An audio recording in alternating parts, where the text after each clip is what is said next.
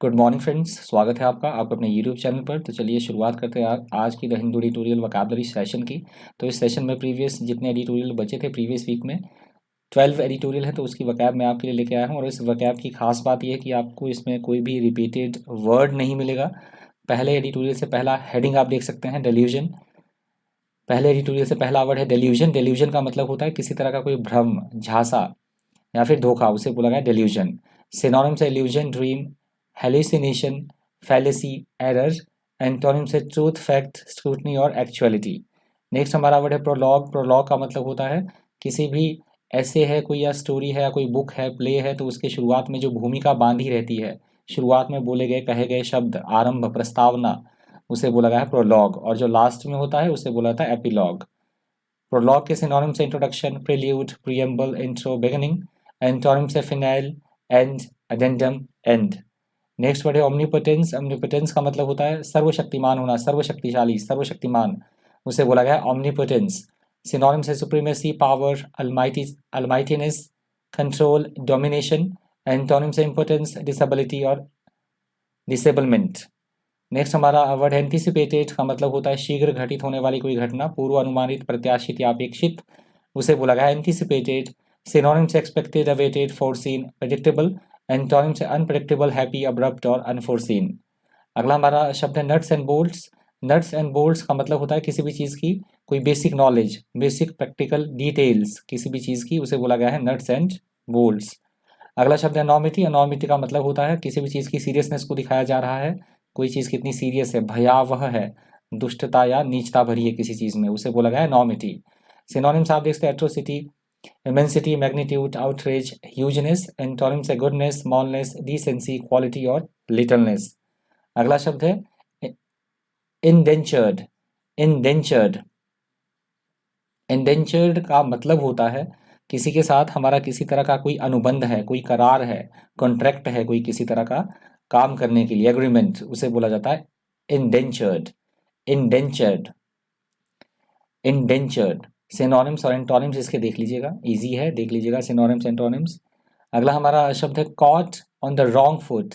Caught on the wrong foot idiom की तरह use होता है word. Caught on the wrong foot का मतलब होता है ऐसी कोई चीज़ें हमारे साथ हो जाना जिसके लिए हम बिल्कुल भी प्रिपेयर ना हो, परिस्थिति के लिए तैयार ना होना कि हम उस चीज़ के लिए तैयार है, एक दो कोई घटना एकदम से घटित हो जाए, स्तब्ध रहना, एकदम हैरान कर देने वाला, उसे बोला गया है caught on the wrong foot.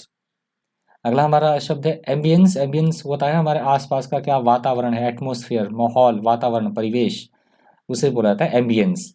Ambience के synonyms atmosphere, environment, climate, mood, aura. Antonyms है टेरेन, एब्सेंस, एपैथी और काम। अगला हमारा शब्द है अफ्लिक्ट। अफ्लिक्ट का मतलब होता है किसी भी तरह के कोई दुख, तकलीफ, पीड़ा, उसे बोला गया है अफ्लिक्ट। अफ्लिक्ट के सिनोनिम्स है trouble, distress, torment, plague, rack, worry.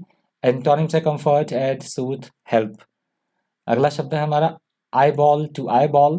Eyeball to eyeball का मतलब होता है फेस टू फेस, किसी से दो दो हाथ करना, आक्रामक तरीके से आमना सामना करना, तो उसे बोला जाता है ईडियम में आईबॉल टू आईबॉल। अगला शब्द है फरफरी। फरफरी का मतलब होता है किसी भी तरह की परिधि, रूपरेखा या बाह्य सतह की बात की जा रही है, that is called periphery. Periphery के सिनोनिम से edge, border, perimeter, margin, boundary. Antonym से सेंटर, कोर, हर्ट और मिडल।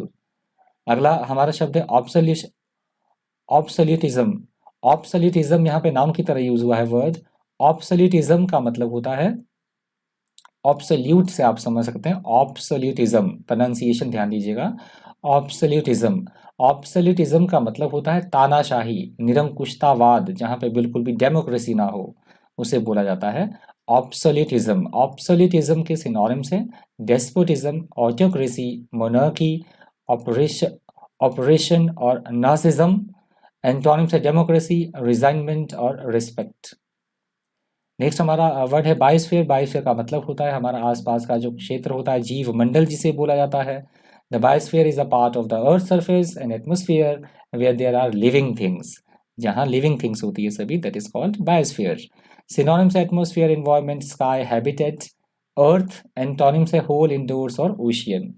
नेक्स्ट हमारा वर्ड है एक्लाइट। एक्लाइट का मतलब होता है वो व्यक्ति जो कि हमारे काम में हमारी सहायता करे, हमारे जो सहायक होते हैं, अनुचर या सेवक, उन्हें बोला जाता है एक्लाइट। एक्लाइट के सिनोनिम से हेल्पर, एड, असिस्टेंट, डिसाइपल और फॉलोअर। एंटोनिम से हीरो, हॉटशॉट, किंग और वे फाइंडर। ऊपर ये एडिटोरियल का हेडिंग है, आप देखते रहिएगा, पूरे 12 आपको हेडिंग मिल जाएंगे क्योंकि ये 12 एडिटोरियल के वकैब है, तो इसे देखते रहिएगा। या आप चेक भी कर सकते हैं, क्रॉस वेरीफाई अगर करना होगा आपने तो आप क्रॉस वेरीफाई कर सकते हैं, प्रीवियस 6 डेज के पेपर उठा के देख लीजिएगा। अगला हमारा शब्द है अनसरमेनियस। अनसरमेनियस यहाँ पे एडजेक्टिव की तरह यूज हुआ है वर्ड। अनसरमेनियस का मतलब होता है अनौपचारिक, या हम बोल सकते हैं अचानक कोई काम हो जा रहा है, इनफॉर्मल वे में कोई चीजें होना, उसे बोला जाता है अनसरमेनियस। अनसरमेनियस के सिनोनिम से informal, abrupt, casual, relaxed. Antonym से फॉर्मल, पोलाइट और कोचियस। अगला हमारा शब्द है to set the clock back.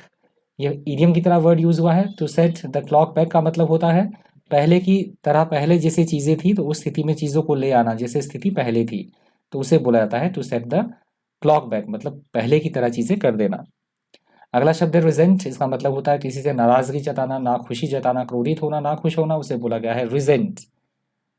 Synonyms आप देखते हैं, dislike, envy, hate, mind. Antonyms है लाइक, ऑर्डर, कार्व और विश, क्रेव और विश।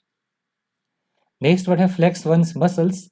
फ्लेक्स वंस मसल्स यहाँ पे इडियम की तरह वर्ड यूज हुआ है। फ्लेक्स वंस मसल्स का मतलब होता है अपनी शक्ति, अपनी ताकत का प्रदर्शन करना, उसे बोला गया है फ्लेक्स वंस मसल्स।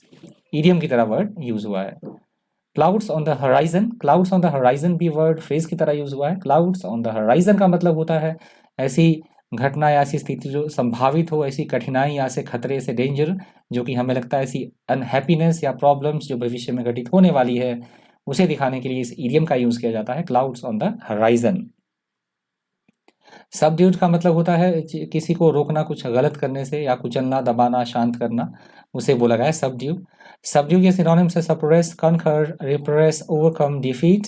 एंटोनिम से रिलीज, एनकरेज, अराउज और इंसाइट।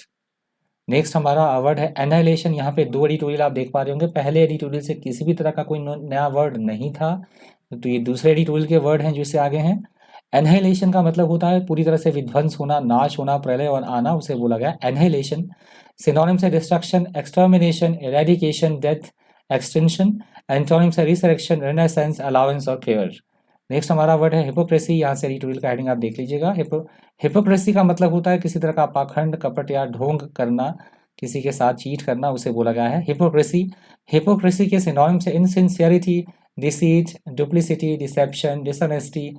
एंटोनिम से ऑनेस्टी, सिंसियरिटी, ट्रूथ और प्रॉबिटी। तो ये लास्ट वर्ड था प्रीवियस 12 हमें जितने भी एडिटोरियल थे उसका ये लास्ट वर्ड था। आई होप आपको सेशन फ्रूटफुल लगा होगा, इन्फॉर्मेटिव लगा होगा, कुछ एक वर्ड्स आपके लिए भी नए होंगे।